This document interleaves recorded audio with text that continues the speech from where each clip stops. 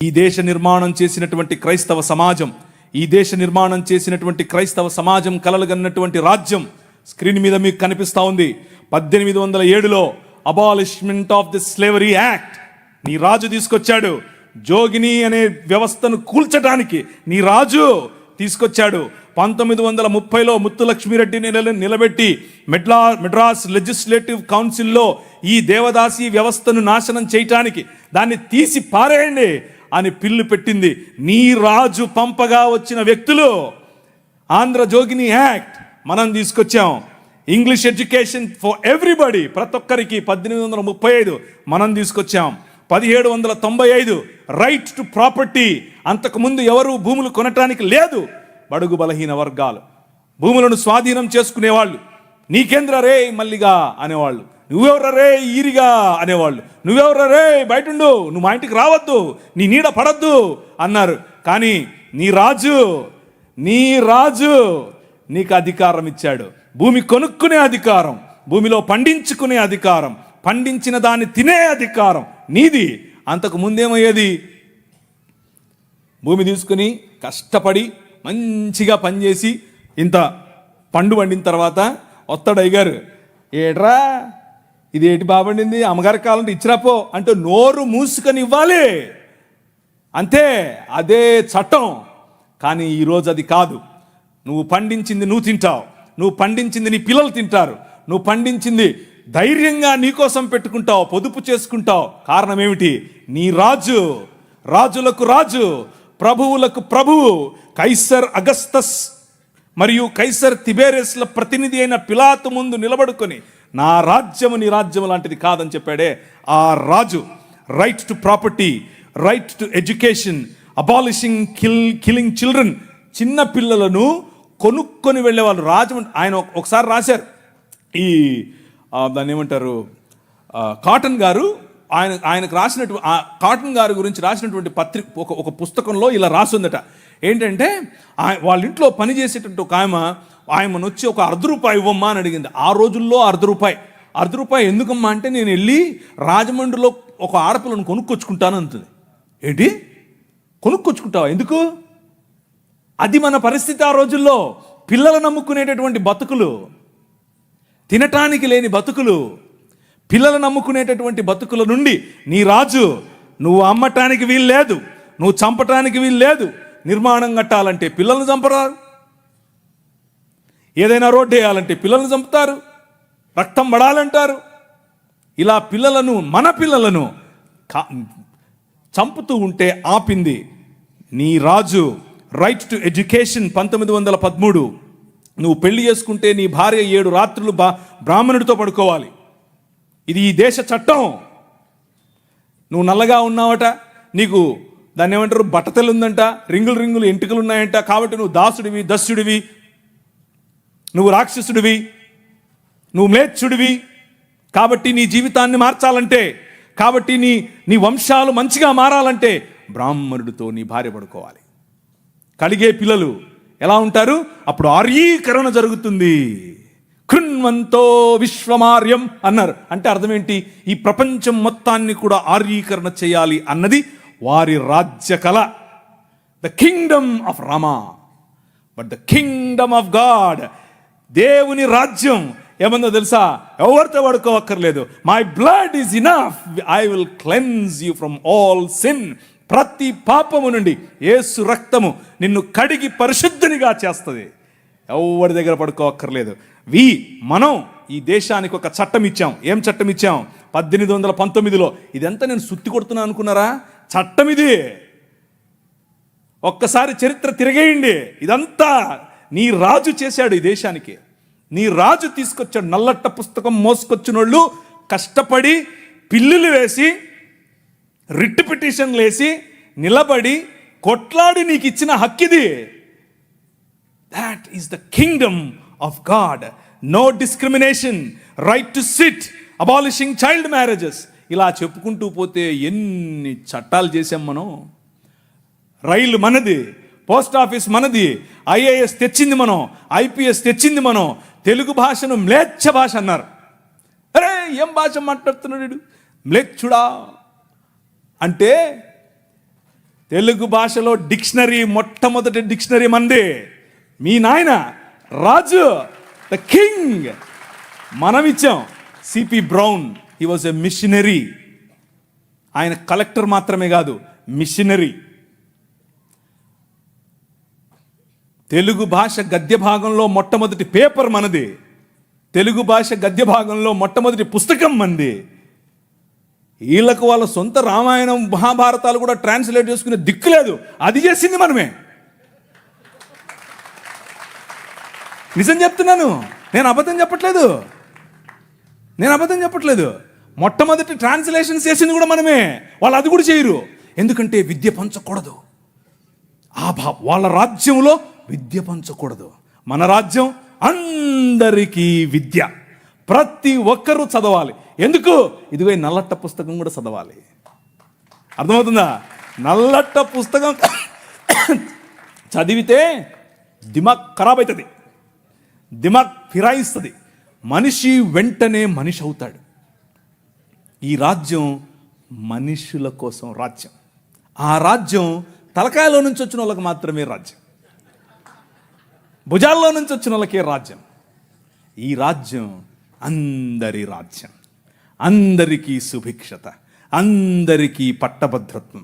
Alexander డఫ్ అనే ఒక ఆయన ఎంతమంది ఉన్నారు ఈ పేరు?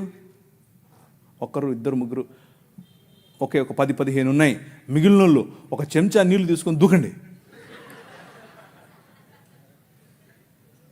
అలెగ్జాండర్ అంటే పొరపాటున మీరు ఆ గ్రీకు ఒక ఆయన వచ్చాడు గుర్రం వేసుకొని, ఆయన అనుకుంటారు, కాదు, ఈయన వేరే.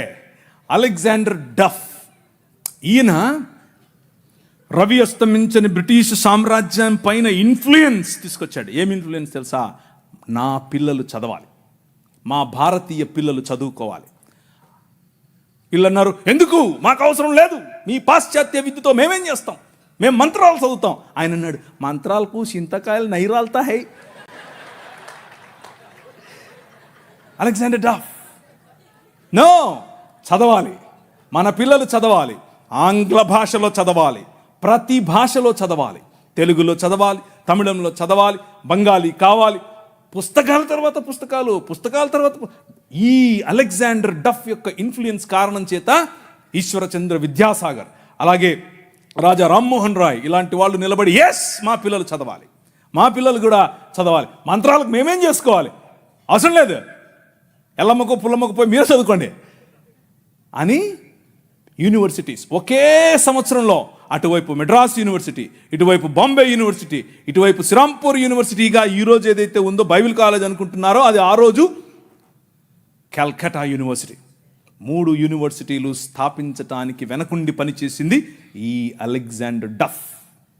ఈయన ప్రభావం, ఈయన ఇన్ఫ్లుయెన్స్ కారణం చేత మెకాలే అనే ఒక వ్యక్తిని ఈ దేశానికి పంపించారు. పోయి చూసి రాపో బాబు, అసలు చదువు అవసరమా లేదా. ఆయన ఇచ్చినటువంటి నివేదిక, ఎస్, అందరూ చదవాలి. ఇంతమంది కూర్చొని ఉన్నారు, బైబిల్ సంకలో పెట్టుకొని ఓ వెళ్ళిపోతున్నారు, బాగుంది. కానీ ఏడి ఒక్క అలెగ్జాండర్ డఫ్? మీ ఊరి ఎమ్మెల్యేని ఇన్ఫ్లుయెన్స్ చేసే దమ్ముందా నీ దగ్గర? మీ ఊరి ఎంపీ దగ్గర నిలబడుకొని మాకు ఇది కావాలి అని అడిగే దమ్ముందా నీ దగ్గర? అలెగ్జాండర్ డఫ్ నీ కోసం కొన్ని 100 సంవత్సరాల క్రితం నీ పిల్లల కోసం ఆలోచించాడు. ఎలా కట్టాం మీ దేశాన్ని తెలుసా? దూరదృష్టి, దూరంచే యుద్ధవాసనను పసిగట్టడం. యోబు గ్రంథంలో రాసినట్టు, గుర్రమును చూచితివా, అది వాడి రౌతును తిరస్కరిస్తుంది, తలతలలాడు ఈటెలను మెలమెలలాడు ఆ బల్లెములను చూసినప్పుడు రా రా అని ఉద్దండ కోపముతో మిడతల వలె గంతులేసి ముందుకెళ్తుంది. యుద్ధం అంటే దానికి అంత ఇష్టం. ఏది, ఎక్కడున్నారు అలెగ్జాండర్ డఫ్లు? రైజ్ అప్, ఇంతవరకు పాట పాడారు, లే నిలబడు, లే నిలబడు. ఎప్పుడు నిలబడతావు ఇంక నువ్వు? నీ చరిత్ర. డాక్టర్ బాబాసాహెబ్ భీమ్రావ్ అంబేద్కర్ గారి మాట అన్నారు. ఆయన కూడా ఒక చోట నేర్చుకున్నదే, మనమే నేర్పాం. The king of this world నేర్పాడు. ఏమన్నారు తెలుసా? చరిత్ర, నీ చరిత్ర తెలుసుకోకపోతే నువ్వు చరిత్రలో లేకుండా పోతావు. ఇది నీ చరిత్ర. ఇది నువ్వు ఈ దేశానికి, ఈ దేశ నిర్మాణంలో నువ్వు సాధించినటువంటి చరిత్ర. దారా యాక్ట్ 1879. దారా అంటే డెక్కన్ అగ్రికల్చరల్ రిఫార్మ్స్ యాక్ట్ దాని పేరు. ఆ రోజుల్లో స్వరాజ్యం లోకమానుడు ఉన్నాడు కదా ఆయన అన్నాడు, ఏమన్నాడు, ఆయన ఎందుకు అంతటానికి, ఎవరికి? పేదలు, బడుగు, బలహీన వర్గాలు వెళ్ళి దాన్ని ఏమంటారు, దున్నుకుంటామయ్యా అంటే, సరే దా. అదేదో ఆ రోజుల్లో సినిమా వచ్చింది, సబ్బు పౌడరు చూపించి వాళ్ళ దగ్గర భూములు తీసుకునేవాడు. ఆ టైప్ ఈడు. అలా చేస్తూ ఉంటే క్రైస్తవ మిషనరీలు అప్పుడున్నటువంటి డెక్కన్ ప్రాంతానికి రాజు అయినటువంటి హైదరాబాద్ హయాంలో వాళ్ళ దగ్గరికి వెళ్ళి ఇన్ఫ్లుయెన్స్ చేసి, నో అలా కాదు, అలా ఉండడానికి వీల్లేదు, దే ఆర్ పెసెంట్స్, వాళ్ళకి అంతంత వడ్డీకి రుణాలు ఇస్తే వాళ్ళు ఎట్లా కడతారు, వాళ్ళు ఎలాగూ కట్టలేరు. కాబట్టి డబ్బులేమో ఇచ్చేసి వాళ్ళు కట్టలేని పక్షంలో వాళ్ళ భూములు తీసుకోవటం ఏంటిది? This is not righteousness, this is not right. అది న్యాయం కాదు. ఆయన భుజముల మీద రాజ్యభారముండును. ఆయన భుజములు ఎక్కడ? ఫ్రిడ్జ్లో పెట్టొచ్చుంటాడా? నువ్వే. This is his body. ఇది ఆయన శరీరం, ఆయన భుజములు ఇక్కడే ఉన్నాయి. ఆ రోజు వాళ్ళు గుర్తించారు, అది నా బాధ్యత అని గుర్తించి వాళ్ళకి 25 పైసల కంటే ఎక్కువ వడ్డీకి రుణం ఇవ్వటానికి వీల్లేదు అని యాక్ట్ చేశారు. ఈ రోజు కూడా అది అలాగే అమల్లో ఉంది. That is your king. నీ రాజు అది. ఈ దేశాన్ని అలా నిర్మించాడు. శామ్ అగింబాటమ్ అనే ఒక ఆయన గ్రీన్ రెవల్యూషన్ ఈ దేశానికి తీసుకొచ్చాడు. ఓ ఆవులు, మేము దాన్ని నిమురుతాం, మేము దాన్ని పూస్తాం, మేము దాన్ని కడుగుతాం అనేవాళ్ళు. కొంతమంది సిమ్ కార్డు బాబాలు ఉన్నారు, ఈ మాటలే అంటుంటారు. వాళ్ళకి చేతకాల ఎట్లా ఆవులు పెంచాలి, ఎట్లా డైరీ ఫామ్ తీసుకురావాలి, ఎట్లా అగ్రికల్చర్ చేయాలి, మేము నిమురుతూ ఉంటాం, మాకు అదే కావాలన్నారు. కానీ ఏం చేయాల, చూస్తూ ఉన్నారు ఊరికే. కానీ శామ్ అగింబాటమ్ చూశాడు, ఊరికి నిమర్లా పనిచేసాడు. ఎందుకో తెలుసా? యువర్ కింగ్, నీ రాజు భావజాలం వేరు. ఊరికే దాన్ని పట్టుకోనేది కాదు ఆయన రాజ్యం. దాని ద్వారా అనేకులకు ఉపాధి, దాని ద్వారా అనేక కుటుంబాలు బాగుపడాలి, అనేక కుటుంబాలు నూతనపరచబడాలి. ఆయన 21వ అధ్యాయం ప్రకటన గ్రంథం 3, 4, 5 వచనాల్లో సింహాసనాసీనుడైన వాడు ఈ విధముగా సెలవిచ్చుచున్నాడు, ఇదిగో నేను సమస్తమును నూతనపరచుచున్నాను, క్రొత్త ఆకాశము క్రొత్త భూమిగా తయారు చేసేటటువంటి అగ్నిలో పుటము వేసి బయటకు తీసినట్లుగా ఈ ప్రపంచాన్ని పునరుత్థానము చెందించే పనిలో నన్ను వాడుకుంటున్నాడు. That is your king. ఆ రాజు వచ్చాడు, ఆ రాజు పని మొదలెట్టాడు. ఎలా మొదలెట్టాడు? ప్రతి సమాజాన్ని పట్టుకోవటం ద్వారా, ప్రతి ప్రభుత్వాన్ని ప్రభావితం చేయటం ద్వారా. ఆనాడు నిమ్రోదు సమయం మొదలుకొని ఈనాడు నరేంద్ర మోదీ గారి ప్రభుత్వం వరకు హీ ఈజ్ ద కింగ్. ఆయనే నడుపుతున్నాడు, ఆయనే చేస్తున్నాడు. మన జీవితాలను మరింత ప్రభావవంతమైనదిగా చేయటానికి ఈరోజు భారతదేశం అన్ని దేశాల కంటే రిలీజియస్ మైనారిటీస్ పైన ఒత్తిడి తీసుకొని రావటంలో, వారిని హింసించడంలో ప్రపంచంలో ర్యాంక్ నంబర్ 1 మనం. నంబర్ 1 ర్యాంక్ మొన్నే వచ్చింది. రిలీజియస్ మైనారిటీస్ అంటే మనలను హింసించటంలో భారతదేశం నంబర్ 1. పాకిస్తాన్ కాదు, ఆఫ్ఘనిస్తాన్ కాదు, సోమాలియా కాదు, ఎవరు కాదు, భారతదేశమే. చచ్చిపోయిన వాళ్ళను కూడా గుంత తవ్వి బయటకు తీస్తున్నారు ఛత్తీస్గఢ్లో. ఎందుకు చేస్తున్నారో తెలుసా? ఇదంతా భయం. ఏంటా భయం? వీళ్ళందరినీ మనుషులు చేస్తున్నారు, వీళ్ళందరూ సమానం అంటున్నారు. మతం మనుష్యత్వం ఎదుట నిలబడలేదు. భయం దానికి. మతానికి నిజమైన మనిషిని చూస్తే భయం.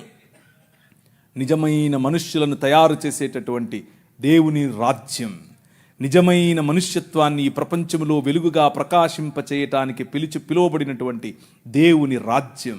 ఆ రాజ్యం నిలబడాలి, ఆ రాజ్యం పోరాడాలి, ఆ రాజ్యం భయంకరమైనటువంటి ఈ ఒడుదుడుకులలో కూడా నిలబడాలి. అలా నిలబడటానికి మీరు మీ సమాజం, మీ సంఘం పాటు పడాలి. అలా పాటు పడతారని నేను విశ్వసిస్తున్నాను కూడా. ఇకపోతే కొద్ది నిమిషాలు ఒక కంపారిజన్ అనేది ఈ 3 రాజ్యాలకు, ఒకవైపు ముహమ్మద్ గారు నిర్మించిన రాజ్యం, ఒకవైపు సనాతనంగా ఉన్నటువంటి రాజ్యం, ఇంకొక వైపు క్రీస్తు నిర్మిస్తున్న దేవుని రాజ్యం. ఈ 3 రాజ్యాలలో ఉన్నటువంటి కొన్ని విషయాలు, ఎక్కువ చెప్పను, మిగిలిన రాజ్యాలకు ఈ రాజ్యానికి ఉన్నటువంటి తేడా మీ స్క్రీన్ పైన చూస్తున్నట్లుగా, ఆ రాజ్యం ఏ చేతి సహాయం లేకుండా తీయబడినటువంటి రాయి ఇంతింతై మహాపర్వతమై ప్రపంచములో ఉన్న శక్తులను, అంధకార సంబంధమైన దురాత్మ సమూహముల నుండి మనం విడిపించటానికి కొలస్సీలకు రాసిన పత్రిక 1వ అధ్యాయం 18 నుంచి చదువుతూ వెళితే వచ్చే సారాంశం ఇదే. ఆ ప్రభువు భయంకరమైనటువంటి వైలెన్స్కు ప్రతీకగా ఉన్నటువంటి సిలువను హీ ఫ్లిప్డ్ ఇట్. దాని మీద కాలు వేసుకుని కూర్చుని మరణం. అందరూ అనుకున్నారు 3 మేకులు పీక్కోలేడు. 3 మేకులు పీక్కుండేది కాదు, మనుష్య సమాజానికి పట్టినటువంటి పాపం అనే మేకును, ఆ మేకుకున్న ముళ్ళు, మరణం అనే ముళ్ళును విరిచి పారేయటానికి ఆయన సిలువనెక్కాడు. సిలువనెక్కి ప్రపంచాన్ని మార్చటానికి, ప్రపంచములో దేవుని రాజ్య సువార్త ప్రకటించటానికి, ప్రపంచములో the presence of his countenance, దేవుని సన్నిధి మన మధ్యకు తీసుకుని రావటానికి, ఇమ్మానుయేల్ అనేటటువంటి ఎక్స్పీరియన్స్ మనకి ఇవ్వటానికి, ఆయనే స్వయంగా పగటిలో మేఘస్తంభముగా, రాత్రిలో అగ్నిస్తంభముగా, నీళ్ళిచ్చు బండగా ఎలా అయితే ప్రపంచములో ప్రతి సమయములోనూ తన ప్రమేయాన్ని మనుష్యుల మధ్యలో చూపిస్తూ వచ్చాడో, పురాతన కాలము మొదలుకొని శాశ్వత కాలము, ఇప్పుడు భారతదేశంలో, ఇప్పుడు మిగిలిన దేశాల్లో, ఇప్పుడు అమెరికాస్, ఇప్పుడు ద హోల్ వరల్డ్ లో తన ప్రమేయాన్ని చూపిస్తున్నాడు. ఆయన ప్రెజెన్స్, ఆయన ఆలోచనలు చూపిస్తూ ఉన్నటువంటి ఈ దేవుడు మనకివ్వబడినటువంటి పిలుపు ఏమిటి అనంటే ద కాల్ ఆఫ్ అస్. మనకివ్వబడినటువంటి పిలుపు ఏమిటి అనంటే యాక్ట్. మనం న్యాయమును జరిగించాలి, కనికరమును ప్రేమించాలి, అలాగే దీన మనస్సు కలిగి జీవించాలి. ఇదే మనకు పిలుపు. నువ్వు బలులు ఇస్తావా, నువ్వు నీ కొడుకునిస్తావా, నువ్వు నూనె నువ్వు గొర్రెలిస్తావా అని మతం చెప్తూ ఉంటే, మనుష్యుడా అది కాదు నేను అడిగింది. 3 ఏమడిగాను? న్యాయమును జరిగించుటయు, కనికరమును మీకా గ్రంథం నుంచి చెప్తున్నాను. కనికరమును ప్రేమించుటయు, దీన మనస్సు కలిగి నీ దేవుడైన యెహోవా ఎదుట జీవించుటయు. ఇంతే కదా నేను అడుగుతోంది. That is my Kingdom. నా రాజ్యం అదే. ఆ రాజ్యం నీవు స్థాపించాలి. ఆ రాజ్య స్థాపనలో నువ్వు నేను కలిసి పనిచేయాలి. ఈ రాజ్యంలో చిన్నపిల్లలు, ఆడపిల్లల పట్ల మన వైఖరి ఏమిటి అనంటే, ప్రభు అన్నాడు, నీ కనుదృష్టి తప్పుగా ఒక స్త్రీ మీద పడితే కూడా నువ్వు పాపం చేసినట్లే అని అన్నాడు. కానీ ఈ రాజ్యం, ముహమ్మద్ గారు నిర్మించినటువంటి రాజ్యం, ఆ రాజ్యంలో స్క్రీన్ మీద మీకు కనిపిస్తున్నట్లుగా 9 ఏళ్ల బాలికతో 6 ఏళ్ల వయసులో ఆమెను పెళ్లి చేసుకుని 9 ఏళ్ల వయసులో ఆమెతో శయనించినటువంటి రాజ్యం. అలాంటి రాజ్య నిర్మాణం ముహమ్మద్ గారు చేశారు. అది ఎక్కడుంది? సహీహ్ బుఖారీ వాల్యూమ్ నెంబర్ 7 హదీస్ సంఖ్య 51, 58. 4 పెళ్లి చేసుకోను చాలే అని అల్లా చెప్పాడంట ఆయనకి. అది కాదని ఒకేసారి ఆయన 9 మందిని చేసుకున్నాడు పెళ్లి. ఇది ఎక్కడుంది? సహీహ్ బుఖారీ పేజీ నంబర్ 195 హదీస్ సంఖ్య 268, 284. ఇవన్నీ నేను దాన్ని ఏమంటారు, నాకేం ప్రాబ్లం లేదు, లైవ్ వెళ్ళినా ప్రాబ్లం లేదు, ఎక్కడికి వెళ్ళినా ప్రాబ్లం లేదు, నేను పబ్లిక్గా చెప్పాను అందరి ముందు. కానీ మీకు కొంచెం జుగుప్సాకరంగా ఉండొచ్చు మొదటిసారి ఒకవేళ వింటూ ఉంటే. కానీ ఎందుకు ఇది చెప్తున్నాను అనంటే, నీ రాజును తెలుపని తెలియాలంటే పక్కన నలుపు ఉండాలి. అర్థమవుతుందా? మీకు మీ రాజు విలువ తెలియట్లా, ఇంకా మీ రాజు కట్టే రాజ్యం విలువ తెలియట్లా. ఇది చూస్తే తెలుస్తుంది. ఒకరోజు తను పెంచుకున్న కుమారుడి భార్య, ఆవిడ బట్టలు మార్చుకుంటోంది. అల్లా గారు ఒక గాలి పంపారట. ఆ గాలి పంపగానే తెర చిరిగెను, లేదా తెర పైకి లేచెను. తెర పైకి లేస్తే నువ్వు నేనేం చేస్తాం? కళ్ళు మూసుకొని పక్క వస్తాం. అలా రావాలి. మన ప్రభు అది నేర్పాడు. ఆయన అన్నాడు, అస్తగ్ఫిరుల్లాహ్, దేవుడు ఎంత అందం సృష్టించాడు అని చెప్పి బయటికి వెళ్ళి వెళ్ళిపోతున్నాడు. ఈమె పాపం ఉదరాభద్ర మా మామగారు వెళ్ళిపోతున్నారని చెప్పి మంచిగా బట్టలు వేసుకుని వెళ్తూ వాళ్ళ కొడుకు వచ్చాడు. ఏమైంది, మా నాన్న వెళ్ళిపోతున్నాడు, ఏమైంది ఏమో నాకు తెలియదు, అడుగు. ఆయన వెళ్ళి, నాన్నగారు ఏమైంది అని అంటే, ఏం లేదురా, నీ భార్య బాగుంది, నువ్వు వదిలేసి నేను చేసుకుంటా అన్నాడు.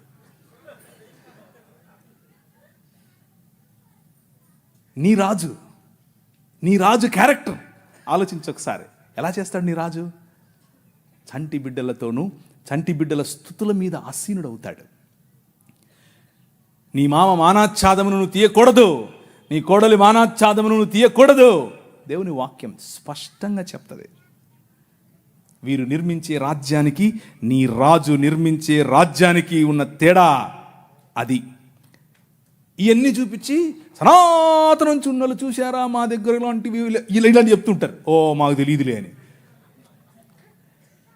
అది కూడా చూద్దాం అన్నాను ఒకరోజు నేను.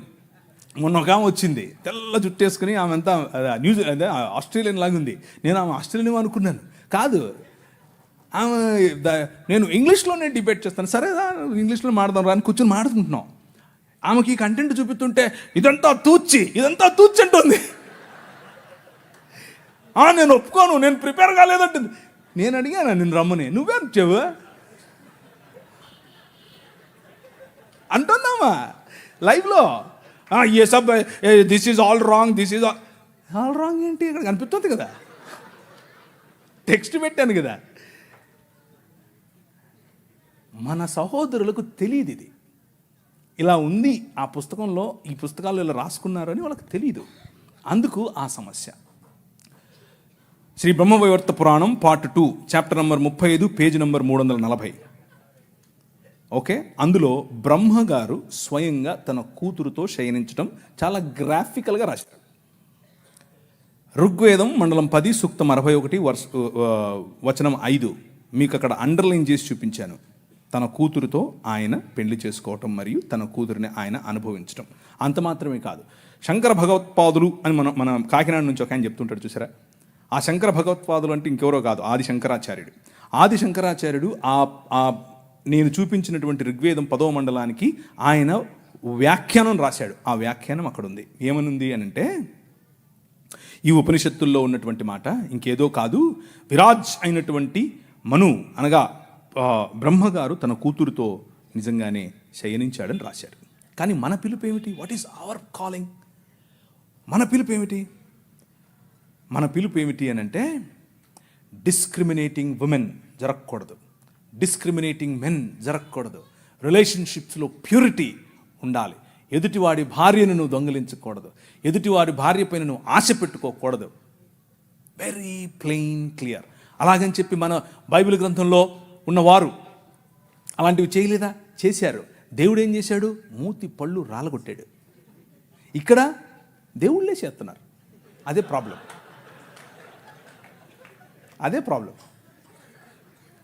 అదే ఆయన నిర్మించే రాజ్యంలో అగ్నిచేత పుటము వేయబడి తీసినటువంటి మానవ సమాజం, మేలిమి బంగారము లాంటి మానవ సమాజం, నిజముగా ఆయన చిత్తానికి లోబడే మానవ సమాజం, ప్యూర్గా ఉండే మానవ సమాజం. మొహమ్మద్ గారు కట్టినటువంటి రాజ్యం. ఆయన అన్నారు, స్త్రీలు అర్రబుద్దోళ్ళు అన్నాడు. అంటే నేను అనట్లేదు, మీరు రాళ్ళెత్తుకోకండి, నేను కాదు, మొహమ్మద్ గారు అంటున్నారు. ఎక్కడ? సూరా 2:282 ఖురాన్లో ఉంది. సహీల్ బుఖారీ 3వ హదీసు 26:58. ఎవరు? స్త్రీలు అర్రబుద్దోళ్ళు. ఈయన ఒకసారి విహారయాత్రకు పరలోకం వెళ్ళేట. ఏంటి ఇదంతా? నేను ఏదో స్టోరీ చెప్పట్లేదు, మీ కళ్ళ ముందు ఉంది, కావాలంటే చూసుకోండి, ఆ రెఫరెన్స్లు మీరు వెళ్ళి చూడండి. ఓకే, ఈయన విహారయాత్రకు వెళ్ళి పైన ఆయన అల్లాహ్ గారితో మాట్లాడి, అల్లాహ్ గారితో సంభాషణ చిట్చాట్ అయిపోయిన తర్వాత ఎనికొస్తే ఆ పక్కన నరకం ఉందట. ఆయన తొంగి చూశాడు, ఇట్లా ఏముందో నరకంలో చూద్దామని. చూస్తే అందులో ఎక్కువ మంది స్త్రీలే ఉన్నారంట. ఆయన పోతే పోయాడు, అల్లాతో మాట్లాడితే మాట్లాడాడు, పోతే తొంగి చూస్తే చూశాడు. ఆయనకు స్త్రీలు కనపడటం ఏంటి? ఆయన ఉద్దేశం ఏంటంటే స్త్రీలు నరకపాత్రులు. ఎందుకు స్త్రీలు నరకానికి వెళ్తారు అని అంటే ఆయన దానికి ఒక ఉదాహరణ కూడా చెప్పాడు సహీహ్ బుఖారీలో, అలాగే సహీహ్ ముస్లిం. ఏమనంటే పురుషులను వాళ్ళు పాపంలో పడేలా చేస్తారు కాబట్టి వాళ్ళందరూ నరకానికే పోతారని చెప్పాడు. ఇది వారు నిర్మించే రాజ్యం, మన రాజ్యం. నీ ప్రభు, నీ రాజు, నీ రాజు కట్టే రాజ్యం ఏమిటి? ఆయన దగ్గరికి ఒక ఆమె పడుపు వృత్తి, ఒళ్ళమ్ముకునే ఆమె వచ్చి జటామాంసి అత్తరుబుడ్డి తీసుకుని వచ్చి పగులు కొట్టి తన కాళ్ళ మీద పోసి తన తల వెంట్రుకలతో తుడుస్తూ ఉంటే అమ్మా అని పిలిచాడు. అర్థమవుతుందా? పాపంలో పట్టబడిన స్త్రీని ఈడ్చుకుని వచ్చి కొట్టండి అంటే, ఒరేయ్ మీలో తప్పు చేయనుడు ఫస్ట్ ఏంటి రా అన్నాడు. ఎక్కడికక్కడ వెళ్ళిపోయారు అందరూ. అమ్మా నేను ఏం చేయను, వెళ్ళిపో అన్నాడు. ఈ రాజు పైకి వెళ్ళి తొంగి చూసేది కాదు, అక్కడి నుంచి వచ్చాడు. ఆయనకు తొంగి చూడాల్సిన పని లేదు, అక్కడి నుంచే వచ్చాడు. అక్కడి నుంచి వచ్చి ఎక్కడికి వెళ్ళాడు తెలుసా? ఒక్క స్త్రీ బావి దగ్గరికి వస్తుంది, నీళ్లు పట్టుకుంటుంది. ఈ రాజు, జగములనేలే రాజు, తన చేతి పనులుగా ఉన్నటువంటి భూమి ఆకాశములు, ఆకాశము తన సింహాసనం, భూమి తన పాదపీఠం. కానీ ఈ రాజు బిందెలెట్టుకుని నీళ్ళెట్టుకునే దగ్గరికి వెళ్తాడు, అక్కడ కూర్చొని వెయిట్ చేస్తాడు. ఆమె వస్తే అమ్మా నీళ్ళు ఇస్తావా అంటాడు. Look at the difference between these two kingdoms. ఈ రెండు రాజ్యాలకు ఉన్న తేడా. ఆ వైఖరి స్త్రీల పట్ల, ఈ వైఖరి స్త్రీల పట్ల. నీ రాజు స్త్రీలను గౌరవించే రాజు, నీ రాజు స్త్రీలకు డిగ్నిటీనిచ్చే రాజు. అందుకనే ఈ దేశంలో ఏం జరిగిందో తెలుసా?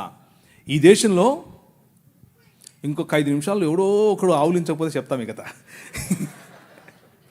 ఈ దేశంలో స్త్రీలు జాకెట్లు వేసుకోకూడదు, అది చట్టం. మొన్న రీసెంట్గా సినిమా కూడా వచ్చింది ఒకటి, అదేదో జరగలేదు అనుకుండేరు, అది జరిగింది. అది ఈ దేశంలో ఉన్న చట్టం. ఎందుకు అనంటే మన దేవుడైనటువంటి బ్రాహ్మణుడు నడుచుకుంటూ వస్తే అది ఆడో మగో తెలియాలి కాబట్టి ఇప్పి చూపించాలి. ఏం లాజిక్ ఇది? ఏం లాజిక్? అవును, ఇది ఎవరికి ముఖ్యంగా బడుగు బలహీన వర్గాలకు జాకెట్లు వేసుకునే అధికారం లేదు అన్నారు. ఎందుకు లేదు? వేసుకోకూడదు నువ్వు అన్నారు. వేసుకుంటే స్తనాలు కోశారు.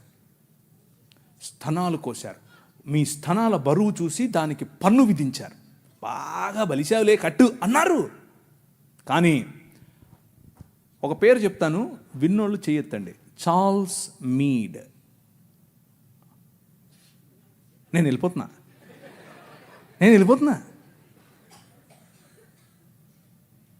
మీరందరూ జాకెట్లు వేసుకోవడానికి కారణం ఆయనే. నేను అబద్ధం చెప్పట్లేదు, నిజం చెప్తున్నాను. చట్టం చేశాడు.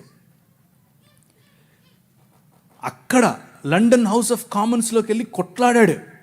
నా భారతీయ స్త్రీలకు గౌరవం కావాలి. తెల్లోడే బయట నుంచి వచ్చాడు. అందుకనే వాళ్ళను గర్వంగా మా తల్లిదండ్రులు అనేది, నేను ఊరికి అన్ను గర్వంగా అనేది. ఎందుకు తెలుసా? మీరు బట్టలు వేసుకోకుండా మమ్మల్ని అనగదొరికితే వాళ్ళు మాకు జాకెట్లు పంచారు. మీరు అన్నం పెట్టండి అయ్యా అనంటే ప్యాడ్ ఇచ్చారు, చచ్చిపోయిన గొడ్డిచ్చారు. వాళ్ళు పనికి భృతి ఇచ్చారు భారతదేశాన్ని నిర్మించటానికి. Charles Mead, church mission society and London mission society, వీరిద్దరి తరఫున కేరళ ప్రాంతంలో నిలబడి ఆయన ఇల్లు, ఆయన బంగ్లాను అలా కాల్చేశారు 3 సార్లు. అయినా కానీ వెనక్కి తగ్గేదిలా. స్త్రీలకు జాకెట్లు. వారిని చూసి నాడార్ సమాజంలో ఉన్న స్త్రీలందరూ జాకెట్లు వేసుకోవడం మొదలు పెడితే, అమ్మా నీకు అంత కొవ్వటే అని పట్టుకుని రోడ్లో వాళ్ళ స్తనాలు కోసి ఊరేగించారు. అయినా కానీ ఆయన అన్నాడు, దేవుని రాజ్యం, దేవుని శక్తి మీ మీద ఉంది, భయపడద్దు, మళ్ళీ కుట్టిస్తానన్నాడు. మళ్ళీ వాళ్ళకి జాకెట్లు వేసాడు. వాళ్ళని చూసి ఈడవ సమాజం వాళ్ళు జాకెట్లు వేసుకోవడం మొదలుపెట్టారు. కేరళ మొత్తంలో విప్లవం. ఏం విప్లవం? జాకెట్ల విప్లవం. జాకెట్ల విప్లవం ఏంటండి బాబు? అవును, అవును, గాస్పెల్, దేవుని రాజ్య సువార్త అని అంటే నువ్వు చచ్చిపోతే పరలోకం పోతావా, నరకం పోతావా, ఈనేసొస్తావా, కూలిపోతావా, ఇక్కడ వరకే కాదు. నీ రాజ్యము వచ్చునుగాక, ఇక్కడ ఇప్పుడు ఈరోజు నువ్వు బ్రతికుండగా దేవుని చిత్తము నీ మధ్య నెరవేరాలి. మా అనుదిన ఆహారము మాకు దయచేయి. ఈ దేశంలో ఆహారము లేక అలమటించే క్రమంలో అన్నం పెట్టింది ఈ సువార్త. మనిషిని మనిషిగా చూసింది ఈ సువార్త. చార్ల్స్ మీడ్ కారణం చేత స్త్రీలందరూ ఈరోజు జాకెట్లు వేసుకుంటున్నారు. అంత మాత్రమే కాదు, జాకెట్లు వేసుకుంటూ ఉంటే ఇప్పుడు వచ్చి మనకు శుద్ధనీతులు చెప్తున్నారు. మీరు పాశ్చాత్య డ్రెస్సులు వేసుకోవాకండి. ఏంది, అసలు డ్రెస్సులే వేసుకోవద్దన్నారు మొన్నటిదాకా, ఇప్పుడేమో పాశ్చాత్య డ్రెస్సులు అంటున్నారు. చూసావా, మన రాజ్యం, దేవుడు నిర్మించే రాజ్యం, అది ప్రభావవంతమైన రాజ్యం. శత్రువును కూడా తన భావజాలంలోనికి మర్చుకోగల రాజ్యం. ఒక ఆయన నేను టీవీలో మాడుతూ ఉంటే ఒక ఆయన అన్నాడు, ప్రవీణ్ గారు మీరు మీరు మీరు మత మార్పిడి చేస్తారు. మేము ఎక్కడ మత మార్పిడి చేసామండి బాబు, ఏంటి ఏం లేదండి మీరు అవునా, నీకు ఇట్లా కాదులే, ఇంకొక రకంగా చెప్తా అని చెప్పి, సరే మీ పేరేంటి అంటే చెప్పాడు. ఆయన ఆబ్వియస్గా బ్రాహ్మణుడు, క్షత్రియుడు, వైశ్యుడు కాదు. అంటే ఎవరు, ఇంక మీరు అర్థం చేసుకోండి, శూద్రుడో ఇంకెవరో ఉంటాడు. మీరు స్కూల్కి వెళ్ళారా అని అడిగాను. మీ అమ్మగారు ఏం చేస్తారు అని అడిగాను. మా అమ్మగారు లెక్చరర్ అండి అన్నాడు. ఏ కాలేజీలో అని అడిగాను. చెప్పారు.